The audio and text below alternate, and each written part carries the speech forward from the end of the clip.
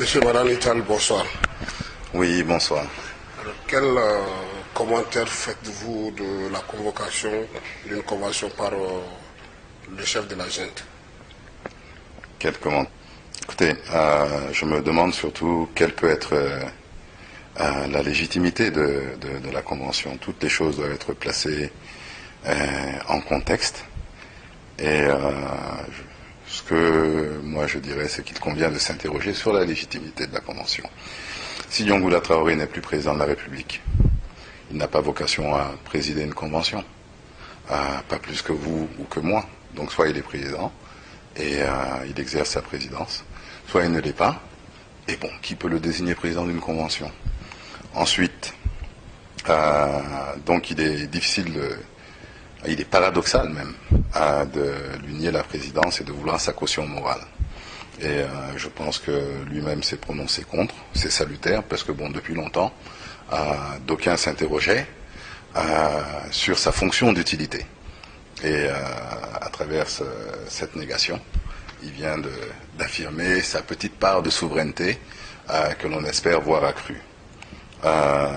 Ensuite, je ne pense pas que les partis politiques ni la société civile ont légitimité à décider de qui doit être président.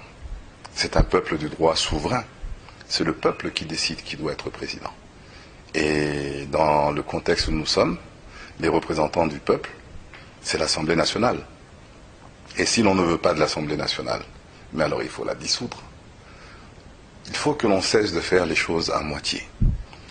Vouloir une chose et son contraire, et rentrer dans des paradoxes de plus en plus compliqués qui n'aident pas la situation.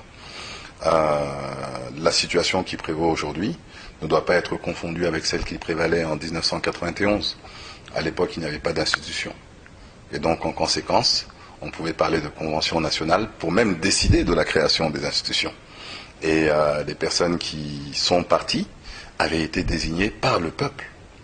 Aujourd'hui, toute personne qui déciderait de qui doit être président s'inscrirait en faux avec la Constitution. Or, tout le monde est d'accord, que cela soit le comité militaire, que cela soit le président de la République par intérim, que cela soit le Premier ministre, que cela soit la communauté internationale, et que cela soit le peuple, qu'il faut un retour à l'ordre constitutionnel.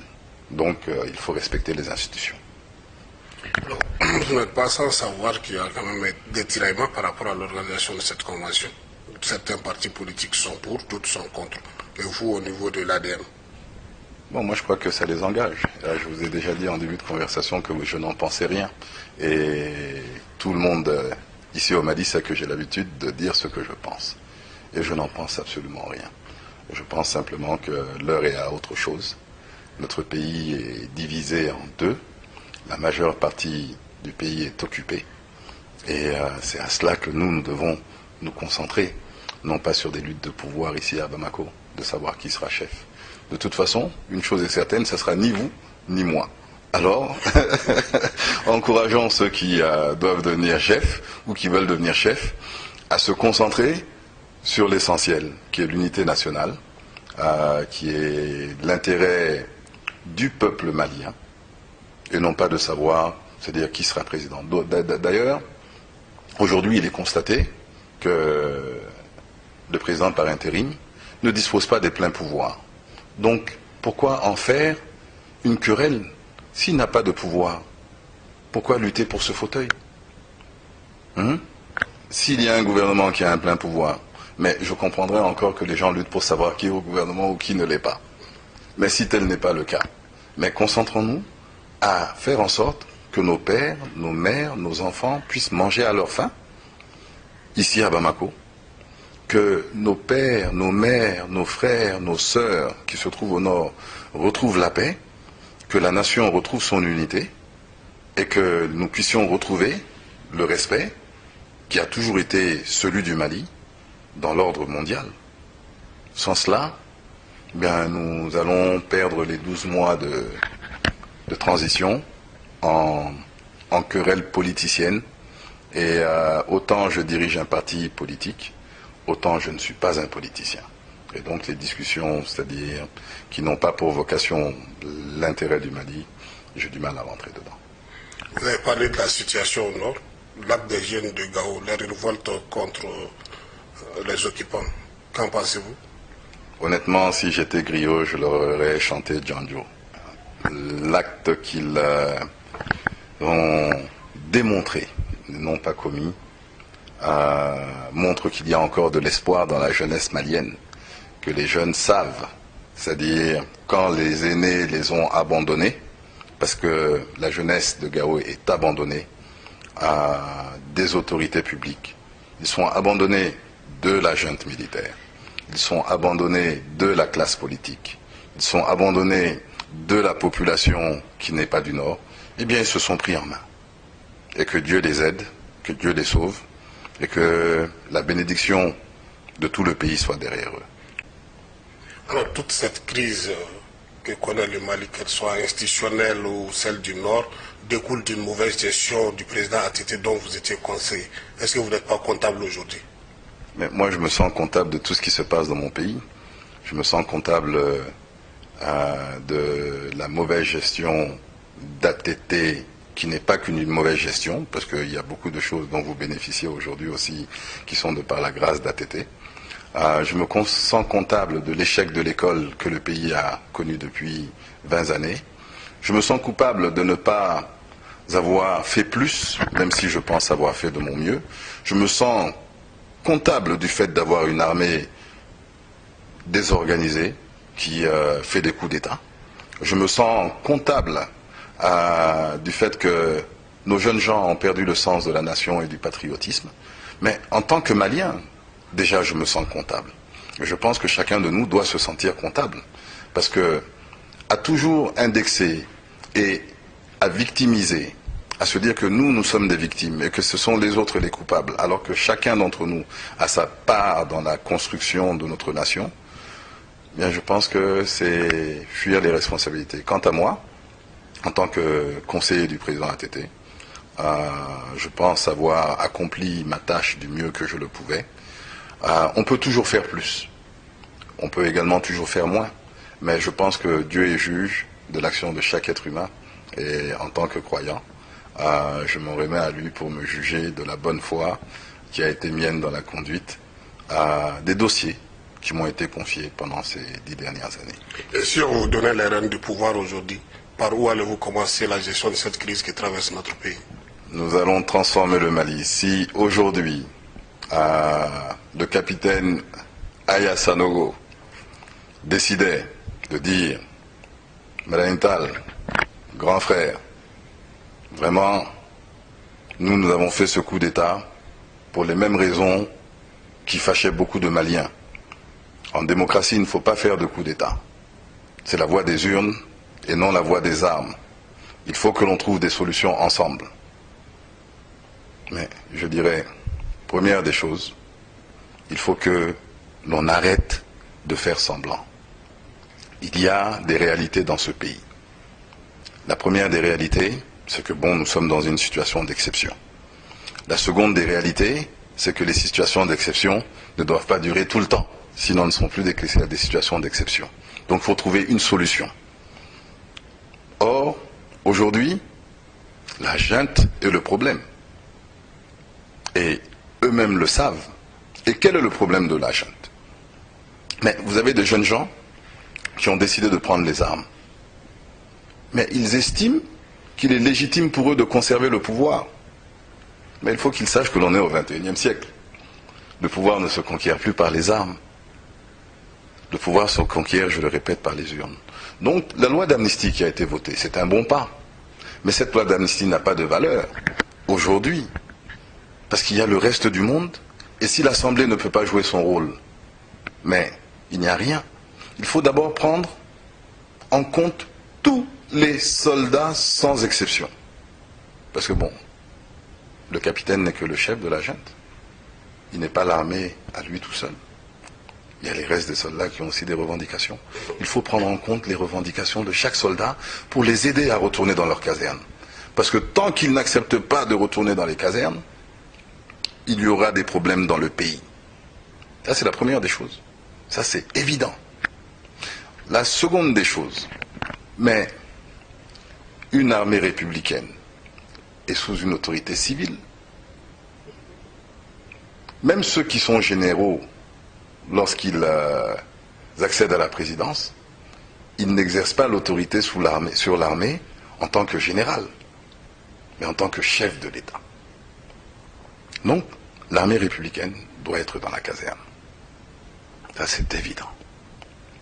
La troisième des choses qu'il faut savoir, mais c'est que nous vivions dans des ensembles. Au Mali, ici, on dit qu'un seul doigt ne peut pas soulever une pierre. Mais nous sommes un pays dans un ensemble sous-régional. Il faut accepter la vérité des autres aussi. La CEDEAO n'impose rien au Mali. Tout ce que l'on vit aujourd'hui, mais c'est le Mali lui-même qui l'a signé. Et on ne peut pas être dedans quand c'est bon et ne pas être dedans quand c'est mauvais. Ou bien, nous les Maliens là, on est dedans quand c'est bon seulement. Non, personne ne nous impose rien. D'ailleurs, il est même dit que ils attendront l'appel des Maliens pour venir. Maintenant, si je dois parler des solutions, parce que pour moi, de toute façon, toute cette situation n'est que conjoncturelle. Dans le meilleur des cas, ça va durer 12 mois. Dans le pire des cas, ça va durer quelques années. Mais c'est conjoncturel. Parce que la grande histoire du Mali, là, ça va au-delà de ces événements, de savoir si c'est Djongouda qui a le pouvoir, si c'est Sanogo, si c'est Mariko, si c'est Ibeka, si c'est Malani. Ça n'a pas d'importance. Ce qui a de l'importance, là, c'est le Malien. Et dans ça, là, toute personne qui a le pouvoir doit transformer le Mali. Donc, tant que l'armée, c'est-à-dire, n'est pas mise à niveau, où les gens ont l'impression que le mérite, le commandement se mérite. Le commandement, c'est quelque chose qui se mérite. Voilà. Et donc, quand les gens ont l'impression que le commandement est arbitraire, il y a un problème. Lorsque l'on laisse ceux qui doivent nous éduquer, que l'on enlève ceux qui doivent nous protéger, qui sont l'armée, mais à ceux qui doivent nous guider. Tant que la classe politique n'aura pas compris que dans un pays en voie de développement, là, on ne peut pas se comporter comme si on était en Occident. Qu'on ne peut pas se contenter de faire de la politique de manière administrative ou de manière électorale. Et que la politique n'est pas faite avec pour but de développer le pays, avec pour but d'apporter des idées sans arrière-pensée. Eh bien, on ne s'en sortira pas. Tant que la population, et ça c'est nous-mêmes, nous avons parlé de ceux qui nous enseignent, de ceux qui nous protègent, de ceux qui nous guident. Mais nous-mêmes dans ça. Mais nous-mêmes, nous suivons toujours celui qui est le plus offrant. Tant qu'on n'arrêterait pas de suivre celui qui est le plus offrant là, eh bien il nous continuera à acheter notre avenir. Qu'il soit politicien, qu'il soit militaire, qu'il soit enseignant, qu'il soit quoi ou quoi, dès qu'on accepte de vendre son avenir là, ben on est perdant.